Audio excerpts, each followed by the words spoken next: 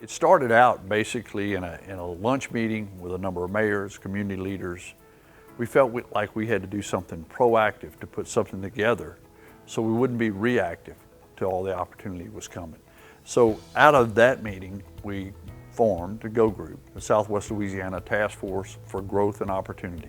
Well, if you go back to the announcement, when CESOL made their announcement, right after that announcement, a group of us got together and we started talking about the impact that announcement would have to the entire region, not just Lake Charles, Westlake, and Sulphur, the whole area. And one thing led to another, and we kind of realized that this type of impact from an economic standpoint was going to impact the area almost as much as an event like Hurricane Rita. I mean, that was our frame of reference, I guess, going back to that experience and how we had to work together and how we had to pull together. And there were so many different moving parts and so many different things that were coming together at one time that we had to really pull together to make that effort successful. And I think it worked pretty well. And so we went back sort of and looked at the way we did that and the way we organized to do that. And we sort of took that blueprint and came together with the idea of forming the GO Group, pulling the same groups together, the same type of representation, with the same intent to try to deal with the socio-economic issues that type of development creates for the area, and do it in a way that hopefully will be building a foundation for greater things to come in the future. Well, the GO Group is really, it is a regional group, and that's one thing I really want to stress. It's just not Calcasieu Parish. The growth that we're looking at is going to be a region-wide. So you're looking at all the municipalities in the region, parish governments, all the school boards, the Port of Lake Charles, McNeese State University, Suella. You also have the Sheriff's Office and the West Cal Chamber and our own alliance here in Calcasieu Parish. But it really, truly is a regional group effort, and that was the reason it was formed. The idea was, who's going to start looking at these things? We know these things are coming. Who's going to look at them? Who's going to help us prepare properly for them? And what can we do to make sure that we preserve our culture in the process and we don't lose ourselves? Yes, lots of people are coming in, but how can we remain the same?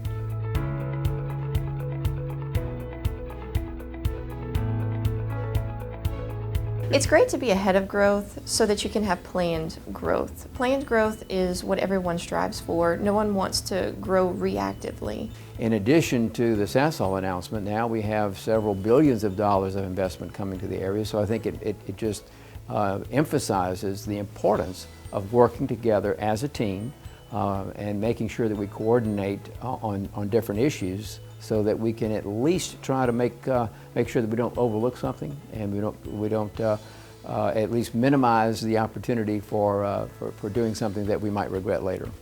As these programs and these projects roll out over the next 3 to 5 years, you have to start pretty early to meet the demands of that growth, from housing, infrastructure, roads, drainage.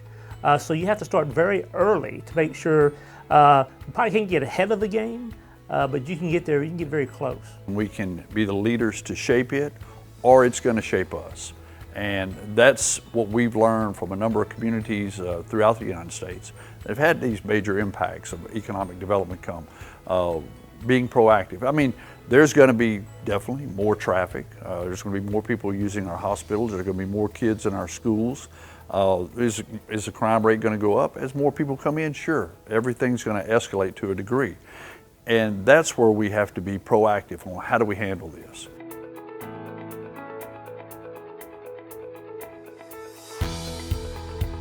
And you've got your core group of nucleus people with the police jury and the mayors that are involved, and the Suella Tech president, as well as the McNeese president, of course, working with the school board and those entities, the sheriffs being in there. That's our core group. And out of that spawned a steering committee group of people. Karen, who's our director now, is working in lockstep with the parish, with all the cities, with the community leaders, with the chamber, with the schools, the colleges, to make sure that everybody, she's kind of helping be that nucleus that brings that core group together. The steering committee is comprised of public officials, a lot of public agencies, business leaders, those in the community who can work together to make or affect change and make that happen for us. So that's the body that makes the decisions for the GO group, and each layer under the steering committee consists of business leaders as well, but on a different level. These are the ones who are coming up with the ideas that will be essential in helping move or progress some of these ideas forward. They come up with the ideas, but the steering committee is actually the decision-making body that can make some of those changes.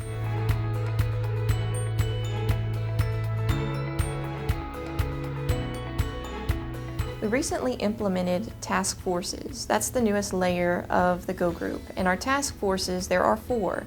These are the individuals who are looking at the recommendations made from the Regional Impact Study that was funded by SASOL. Those task forces were formed to look at those recommendations, see which of those may fit in this community, and see if some of the things that the consultant company had outlined in that Regional Impact Study, see whether or not those could potentially even be issues. Maybe there's something they didn't know about. So those are the discussions that we're having right now, but from those discussions, we'll see what we'll need to implement to address some of the changes that will come to this area. What we're doing now is we're working to identify the long-term goals and long-term impacts of these different subject matters, from housing, utilities, etc. They're trying to identify the long-term solutions. So these are big ideas that the task force will be looking at, getting the data, and coming back before the steering committee to give them recommendations.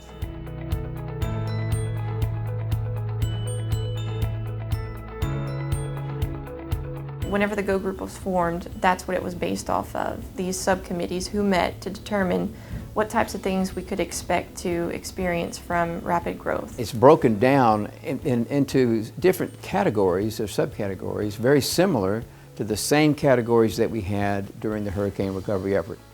We look at infrastructure, we look at the utilities, we look at roads, we look at all those types of things, and we recognize that those issues don't just stop at the city limits. Those issues really bleed over into other areas of the community. And the community really is not just lines on a map. The community is a very complex network of roads and transportation and utilities, and it involves a lot of different moving parts. When you look at the growth coming and specifically those impacts that all these projects are going to have on the community, they're very diverse, from education, workforce development, to public safety, to utilities, to housing. I mean, they're a very diverse group. So you had to have these committees to really deal with an entire range of impacts to our community.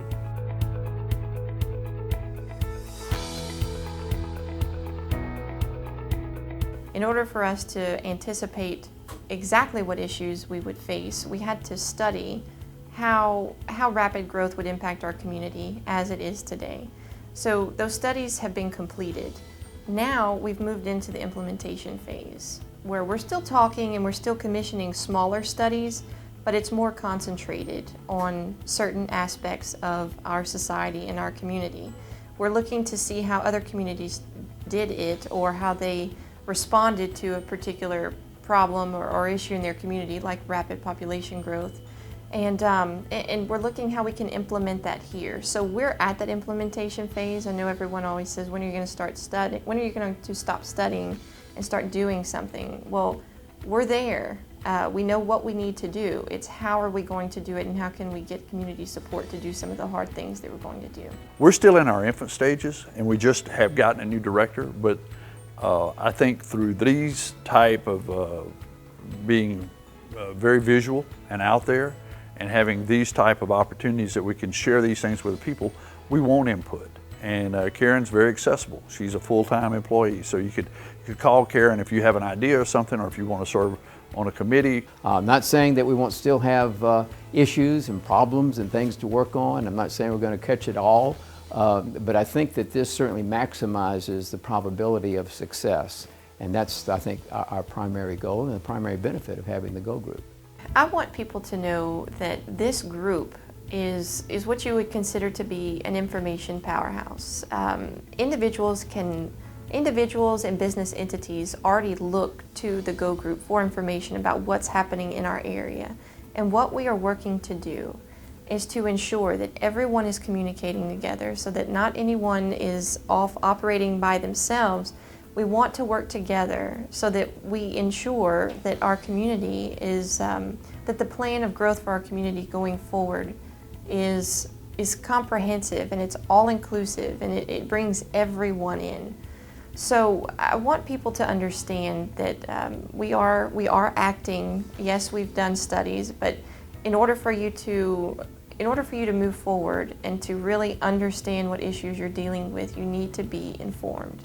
So we're trying to make informed decisions. We think we have the information that we need, and we just need that community support. And we will be seeking that, because there will be sessions where we'll be seeking input on the community to see whether or not we got it right. This is what we're thinking. This is what all of this information tells us, combined with our experience on these different topics.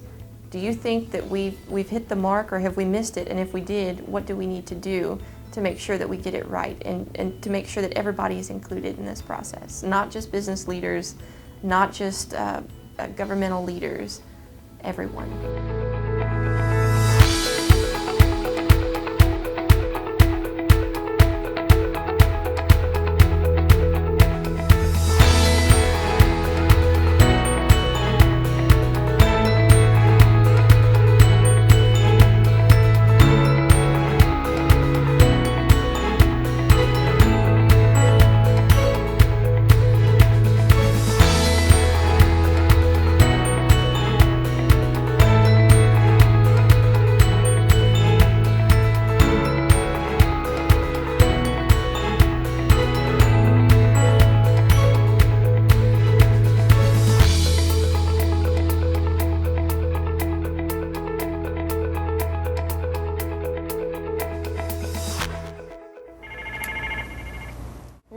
Where's your emergency? As we begin to study public safety, one of the obvious concerns is an increase in crime. What we believe is not that necessarily the crime rate will go up, but because the population is going to grow, you're going to see sort of a corresponding increase in the level of crime. So it's not that new people would commit more crimes, it's simply that by having 10 or 20,000 more people in the region, there's going to be a small increase in the overall number of crimes, not necessarily the crime rate. It's my opinion that the studies we've done, the crimes that are going to, some of these have experienced a very slight increase in criminal activity.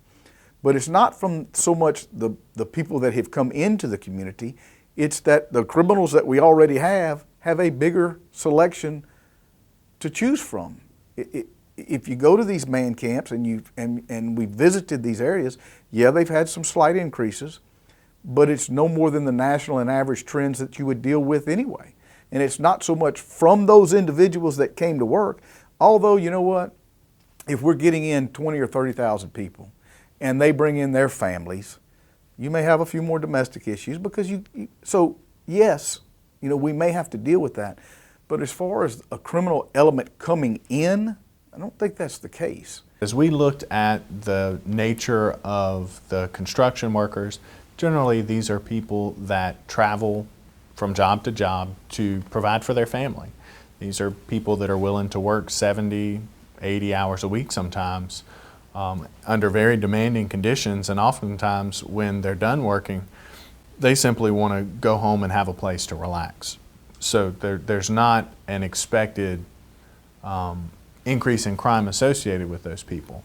I do think that this is a concept, and let me tell you, that's up to the people that live in those communities, whether they want man camps or not, regardless, or woman camps, however you want to say it. I'm not going to dictate to the community where they should be, and that's up to individual neighbors and and neighborhoods, and that's their right to do that. From a law enforcement standpoint, I don't know, these people just come in here to work. I have a next door neighbor who has a very nice home, who lives in my subdivision, who was an electrician, who traveled all over the country to work. That was, he sometimes couldn't find work here, or he found better paying work somewhere else. I compare it to that. He is a skilled laborer who's coming to our community. We obviously, you know, I think right now our unemployment rate is like around 4%, which is unbelievable. You don't want to work here, it's probably because you don't want to work. It has nothing to do with your skill or you know, or anything like that. So, you know, that panic kind of concerns me, but you know what? I'm going to say it again. That's up to the individuals in our community whether they want a man or woman camp in their area. That's not for me as sheriff to decide. That's up to them. But do I see it as those being the problem? Not necessarily. Will there be some of those? Absolutely.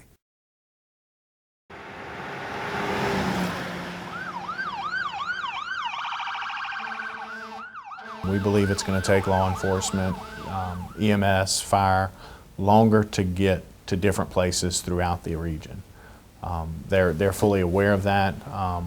You know, they're really confident and focused on their incident management and clearing those accidents as quickly as they can. Our public safety infrastructure here is just like all the rest of our infrastructure. We're really sized for about 180, 190,000 people.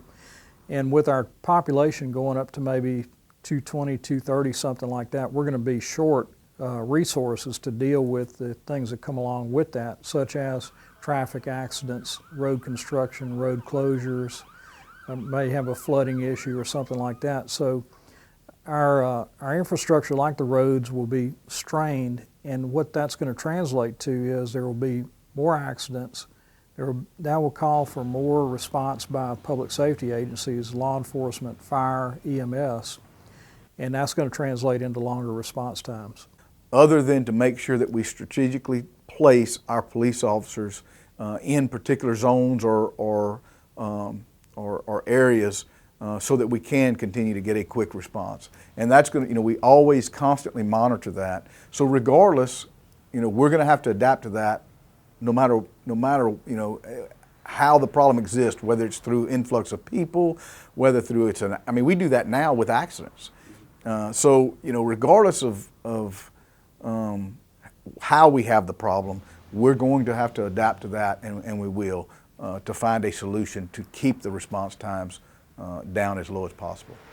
With the increase in traffic that we're going to have to allow some extra time for if we have an evacuation for a hurricane, for example. And we'll have to start earlier. We'll have to ask people maybe to leave earlier than we normally would. For years we've used a 36-hour clearance time for our area, but I would expect that we're going to need to add at least 10 to 12 hours to that.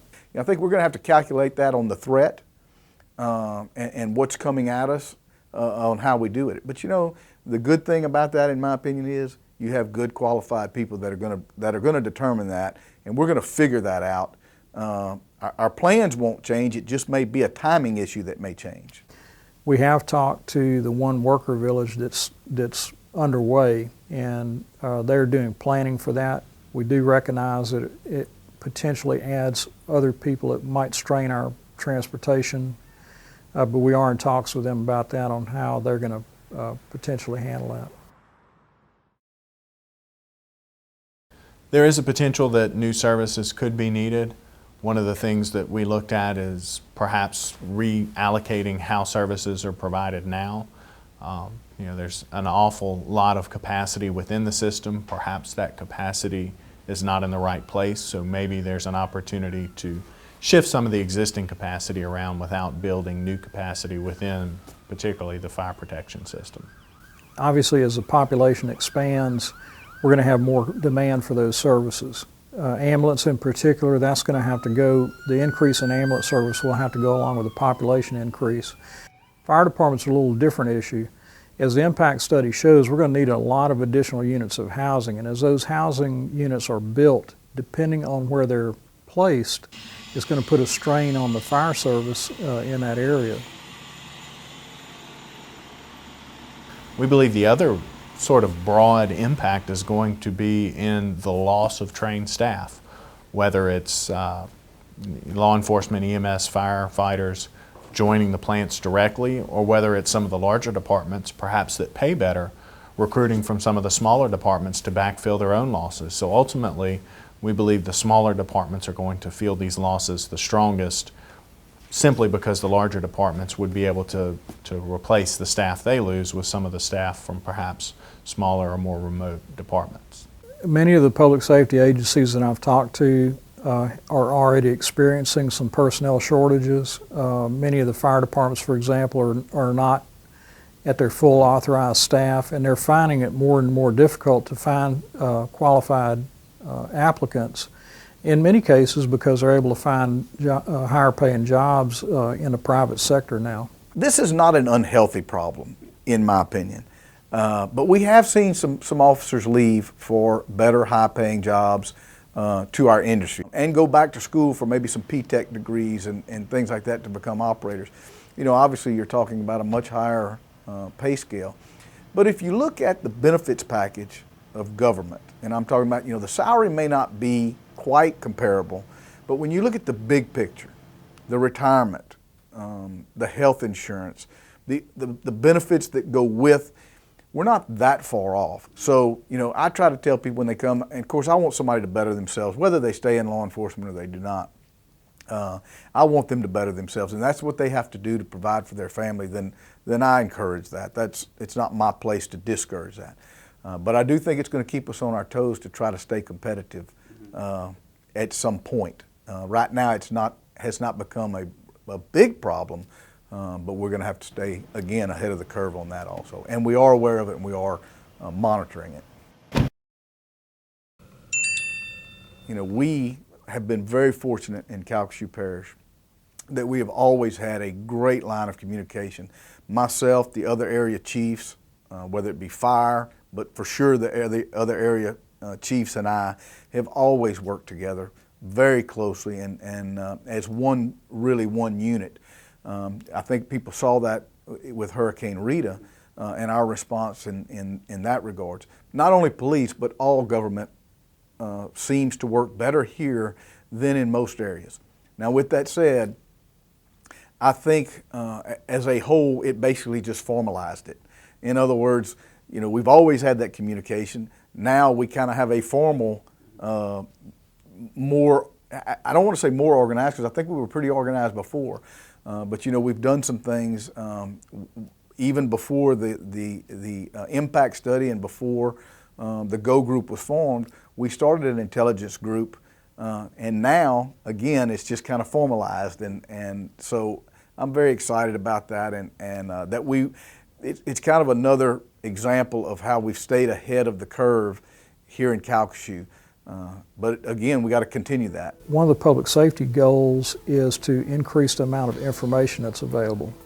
We don't live in a big metropolitan area where you have news helicopters and things, so we're looking at alternative methods to get information quickly out to the public so that they can judge, do they need to alter their route to work, and maybe people will probably be doing workarounds on that anyway, just based on the day-to-day traffic that we have. We're looking at the traditional media like newspapers, television, radio, but we're also looking heavily at social media. Of course, a lot of people know nowadays that particularly younger people get all of their information from social media outlets. So we're looking at some programs that we can use to get that information out, some that may post automatically to these various social websites. Emergency information, not routine, but emergency information. And hopefully that will make a greater impact on the population.